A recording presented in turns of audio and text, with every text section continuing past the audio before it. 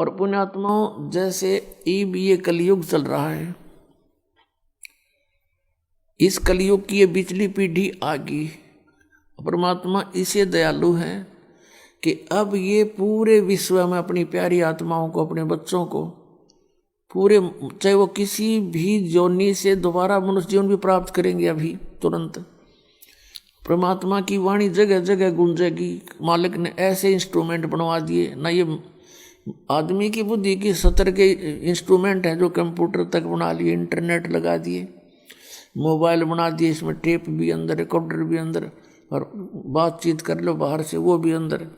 ये मनुष्य यही था सतयुग से लेकर आज तक, और इस पर ढंग से पेचकस नहीं बना था, ना कोई ऐसा कोई साधन था कृषि का। तो अब ये इसलिए बनवाए हैं परमात्मा ने कि इसके माध्यम से मेरे बच्चों तक, चाहे वो किसी योनि में, कुत्ते गधे सूअर या अन्य किसी योनि में है, जैसे कुम्हार ने नाम ले लिया, मोबाइल साथ रखेगा, गधे साथ होंगे, उन गधों पर भी वाणी का असर होगा। मालिक की इतनी सौसिद्ध वाणी है ये परमात्मा की। किसान हल जोतता है और बैलों के साथ घूम रहा है, जेब में मोबाइल है, परमात्मा की वाणी सुन रहा है, क्योंकि सुने बिना आत्मा रह ही नहीं सकती। या मंत्र लाओगा या अपनी परमात्मा के वचन सुनेगा तो उन बैलों पर भी असर होगा। उनकी प्रारब्ध कर्म पूरा होते ही उनके बहुत से पाप कर्म इस वाणी से निर्मल हो जाएंगे और उनको मनुष्य जीवन मिलेगा। तो इस प्रकार पूरे विश्व में परमात्मा एक बार सभी प्राणियों पर रहम करेगा, और जो अच्छी आत्मा है वो तो पार हो ही जाएंगी, क्योंकि उनको ज्ञान सुनेगा, उनका वो तो सिर धड़की बाजी ला देंगे। जैसे पहले पिछले इतिहास देख लो, गोपीचंद और भर्तृहरि दोनों राजा थे। परमात्मा प्राप्ति के लिए गोरखनाथ जी से उपदेश लिया, और जो भी आज्ञा दी उस गुरु ने, और जिस सत्र का वो गुरु था, और उन्होंने जो उससे प्राप्त किया, जो आज्ञा मिली, वो सिर धड़की बाजी ला दी। गुरुदेव ने कहा कि जाओ, अलवर के राजा का किला बन रहा है और उसमें मजदूरी करो और मंत्र भी जाप करते रहना, और वहां से मेहनताना मत लेना, रोटी के लिए कहीं और टाइम करना। अब जो आज्ञा गुरुदेव, उन्होंने जिसने भगवान पाना, फिर बकवादों की कहाँ कसर रहेगी, उस आवश्यकता रहेगी, अगर मगर कहाँ रह गया फिर उसके मन में। या तो भगवान चाहते नहीं तुम, कोई कहता है जी बीड़ी ना छूटे, कोई नो कहे जी यूँ तब यूँ नियम तो मेरे पर ना पुग गए, फिर तो तू ड्रामा कर रहे हो भाई। फिर भगवान पाने के लिए तो समर्पित होना पड़ेगा, अरे इन महापुरुषों की तरह। लेकिन उन वो वस्तु भी ना मिले, तुमने वो मिलने जा रही है। तो 12 वर्ष तक अलवर के किले में उन्होंने मजदूरी करी और मंत्र जाप करते रहे, और टाइम के लिए कुम्हार के घर पे गारा गुंदा करते, उसकी गारा गुच्छा करते और उससे रोटी प्राप्त करते थे, और वहां मजदूरी करते, जो भी समय था निर्धारित 8-7 घंटे का। तो जिन अब पुण्यात्मा वही है ये जो सब कुछ कर सकते हैं मालिक पाने के लिए, जब इनको ज्ञान हो जाएगा। समझ हम ना अरीबती बात हमने ये दिखाई दे यहाँ की चोचले, तो ये चोचले हमें फिर नकली दिखाई देंगे, खिलौने मिट्टी के। पुत्र है कितना प्यारा लगे है, मृत्यु हो जाए एक्सीडेंट में, टूट गया खिलौना, रो माथे बात मार मार के। परमात्मा कहते हैं गुड़िया खेलत जन्म गंवा दिया, तने लाया नहीं विचार। ये खिलौनों से खेलते तने असंग जन्म हो गए, कुछ भी ना सोचा। आत्मा तू कहाँ से आई थी, कहाँ जाना है तूने। तो पूरे विश्व में अब शांति होगी, एक बार सतयुग जैसा माहौल बनेगा, हाहाकार मिट जाएगी।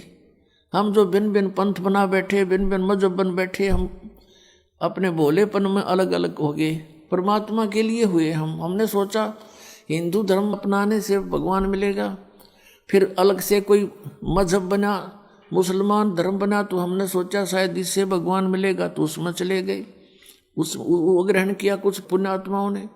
फिर किसी ने पता लगा भाई सिख धर्म से हमें लाभ होगा, तो सिख धर्म भी खूब अनुयायी बने। किसी ने ईसाई धर्म से सोचा कि शायद ऐसे भगवान मिल जाएगा, तो ईसाई बन जाएंगे हम। लेकिन अब हमें पता चलेगा, क्योंकि हम पहले दूसरों की सुनी सुनाई पर विश्वास किया करते थे, और अब हम आंखों देख के विश्वास करेंगे अपने सदग्रंथों को। और जिन महापुरुषों ने परमात्मा पाया, उन्होंने जो साधना की और जैसे वो रहे, हमने ऐसे ही करना पड़ेगा तो हम मोक्ष प्राप्त करेंगे, ना तो फिर केवल कहने की बातें हैं। तो इस प्रकार हम फिर एक होंगे। परमात्मा ने 600 वर्ष पहले कह दिया था धर्मदास, कलयुग जब 5500 वर्ष बीत जाएगा, उस समय परमात्मा ने कहा कि हम ही आएंगे। अब वो परमात्मा न्याय दास को इस योग्य समझा होगा, भेज दिया, लेकिन पावर और शक्ति और सहयोग उसी का है, कबीर भगवान का। अब फिर दूसरे शब्दों में कबीर परमात्मा कहते हैं, मम संत मुझे जान मेरा ही स्वरूपम, मेरे संत को मुझे ही जानना, मेरा ही स्वरूप समझना। गुरु को परमात्मा के तुल्य ट्रीट करना, तब तुम्हारी समस्या हल होगी। भले ही जैसे गुरु जी परमात्मा नहीं है, लेकिन आप जी ने गुरु जी को एज ए गॉड ट्रीट करना पड़ेगा, तब आपका समाधान हो सकेगा, नहीं तो नहीं होगा। जैसे एक गणित का प्रश्न होता है, ब्याज का, ऋण का, तो उसमें मूलधन ज्ञात करना होता है, तो उसमें मानना पड़ता है कि मान लीजिए मूलधन 100 रुपये, फिर उससे वो दर निकल आती है, फिर मल्टीप्लाई करके ओरिजिनल मूलधन हमें प्राप्त हो सकता है। ओरिजिनल मूलधन अरबों में होता है, लेकिन उस अरबों वाले मूलधन को प्राप्त करने के लिए हमने सपोज करना पड़ेगा कि मान ले मूलधन 100 रुपये, वो 100 रुपये मूलधन नहीं है, पर उस 100 रुपये मूलधन मानने बिना वो अरबों वाला मूलधन मिला को नहीं। ऐसे ही दास को यानी गुरु को आपने ये सोच के अपने आप को व्यवहार बदलना पड़ेगा कि मेरे सामने भगवान खड़ा है। गुरु एक मनुष्य नहीं। परमात्मा कहते हैं, गुरु मानुष कर जानते ते नर कहिए अंध, महा दुखी संसार में फिर आग गए यम के फंद। गुरु को मानुष जोग ने अर्प करे चरणामृत को पान, ऊ चरण धो धो पीवारू मानुष गिणे, ते नर नर कह जावेंगे युग युग होवे समान, चाहे भक्ति भी कर रहे हैं। अब ये मर्यादाएं आपने अपनानी पड़ेंगी, अपना व्यवहार बदलना पड़ेगा, अपना स्वभाव बदलना पड़ेगा, आधीनी में आना पड़ेगा। हमने आधीनी बिना भगवान नहीं मिले। हम अभिमान कितना कर सकते हैं, किस चीज़ का कर सकते हैं? अगर शरीर का करते हैं, उच्च जाति का करते हैं, शरीर में 1 मिनट में अधरंग मार जा, पड़ा पड़ा बांगा मुंह हो जा, मुंह में माखी बड़े और लगने, हाथ से हटा भी नहीं सकता। बता इसका क्या अभिमान करे प्राणी। आज उच्च जाति में है, कल मृत्यु हो गया, गधा बन गया, वह जाति के काम दिया उस जाति और मजहब ने। तो हमने हर तरह से अपने इस मन के जो पर हैं बकवाद करने के, ये सब काटने पड़ेंगे, इनको ठीक करना पड़ेगा। तो ये ज्ञान से होगा। तो जब हम गुरुजी को एज ए गॉड ट्रीट करेंगे, अब जिन्होंने परमात्मा पाना है वो अच्छे विद्यार्थी होते हैं। अच्छे विद्यार्थी अपने स्कूल के विद्यालय के टीचर के साथ भी बहुत अच्छा ही व्यवहार करते हैं, और जो निकम्मे होते हैं वो तो फिर स्वभाव उनका खराब होता है, फिर लास्ट में वो शिक्षा प्राप्त नहीं कर पाते हैं, फिर मजदूर लगते हैं, आजीवन दुख पाते हैं। तो यहाँ बताया कि इस प्रकार हम जब रहेंगे, गुरुजी को ये मानकर बैठे कि यहाँ मान ले इस दास के स्थान पर और कबीर परमात्मा आ जा, जो भगवान है हमारे सबके पिता, तो आप कैसे व्यवहार करोगे?